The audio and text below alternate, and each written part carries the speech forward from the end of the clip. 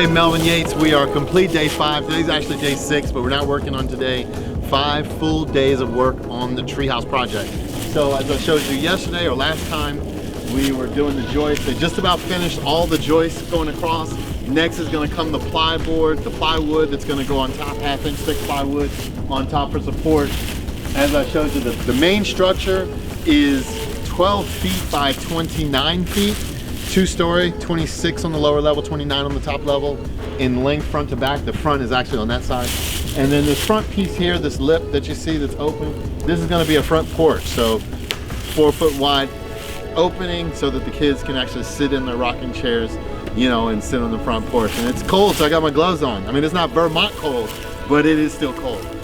And I guess that makes sense. I don't have a jacket on, but I got gloves. But in any event, this is where we are. But this joist, you can come and take a look a little closer,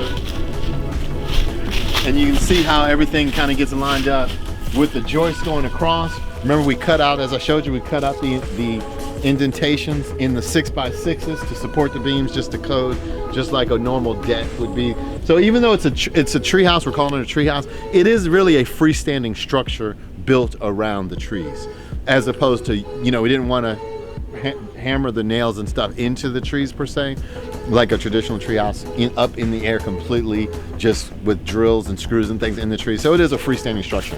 If the trees weren't here, it would still exist. But you can see, I mean, the detail that we're taking to make this very nice. So then we've got the 1x1s for additional support, and then you got the beams that the plywood is going to go on top. We're going to be able to, from the first level to the second level, there's going to be like a rock climbing wall, the slide out the back. Going to have lots of cool stuff, put some swings on it. But anyway, that's what we got. Just wanted to keep you updated, and I'll talk to you soon.